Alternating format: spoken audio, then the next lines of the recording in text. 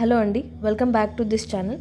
ఈరోజు మనం ఏపీఎస్ఐకి పాలిటీ అనే సబ్జెక్ట్ని ఎలా చదవాలో తెలుసుకుందాం. ఓకే, చాలామంది ఇంగ్లీష్ మీడియం అయితే లక్ష్మీకాంత్ కానీ లేదా ఇంకా ప్రభాకర్ రెడ్డి సార్ కానీ ఈ 2 బుక్స్ అనేవి ఫాలో అవుతారు. మనకి రీసోర్సెస్ ఏదైనా సరే మనం ఫస్ట్ ఈ లక్ష్మీకాంత్ అనేది ఒక ఫర్ ఎగ్జాంపుల్ 600 పేజెస్ ఉంటే కనుక ఈ 600 పేజెస్ మనము లాస్ట్ మినిట్లో ఎగ్జామ్ టైంలో రివిజన్ చేయడానికి అవ్వదు. కాబట్టి మనం ఏం చేయాలంటే ఈ లక్ష్మీకాంత్ నుంచి ఇంపార్టెంట్ టాపిక్స్ నుంచి మనము నోట్స్ చేసుకోవాలి. ఖచ్చితంగా మన ఓన్ నోట్స్ అనేది ఉండాలి. Okay, own notes is the best resource for any exam. So own notes అనేది ఉండాలి. అండ్ దీంతో పాటు మనం ప్రీవియస్ ఇయర్ క్వశ్చన్ పేపర్స్ అనేవి ఖచ్చితంగా కంపల్సరీగా ఫాలో అవ్వాలి. మీకు ఒక ఎగ్జాంపుల్ చెప్తాను. ప్రీవియస్ ఇయర్ ఒక క్వశ్చన్ ఏం అడిగారంటే యాంటీ డిఫెక్షన్ లా అనేది ఏ స్కెడ్యూల్లో ఉంది, స్కెడ్యూల్ అడిగారు దీనికి. Okay, answer is 10th schedule. So ఇప్పుడు మనము దీని నుంచి ఎలా వేరే కాన్సెప్ట్ బయటికి తీసుకురావాలంటే ఇప్పుడు మనకి దీన్ని బట్టి ఏమర్థమైంది, యాంటీ డిఫెక్షన్ లా అనేది ఇంపార్టెంట్ టాపిక్ ఫర్ ఎస్ఐ. పాలిటీలో యాంటీ డిఫెక్షన్ లా అనేది ఇంపార్టెంట్, ఎందుకంటే దీని మీద ఆల్రెడీ క్వశ్చన్ అడిగారు కాబట్టి. ఇప్పుడు మనకి ఈ లాస్ట్ ఇయర్లో మనకి స్కెడ్యూల్ పైన క్వశ్చన్ అడిగారు.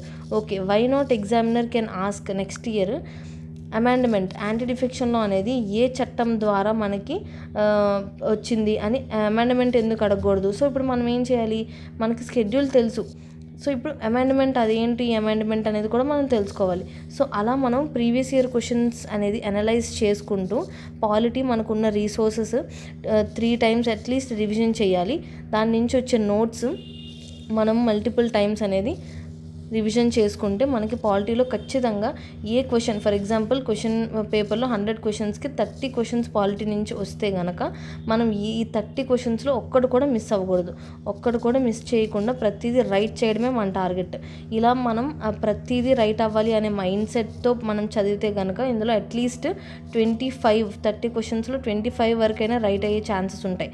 సో అందుకని మీరు అప్రోచ్ అనేది ఇలా ఉండండి. మీరు రీసోర్స్ అనేది కంప్లీట్గా చేంజ్ చేయొద్దు, ఈ రీసోర్స్ రీసోర్సెస్ అని.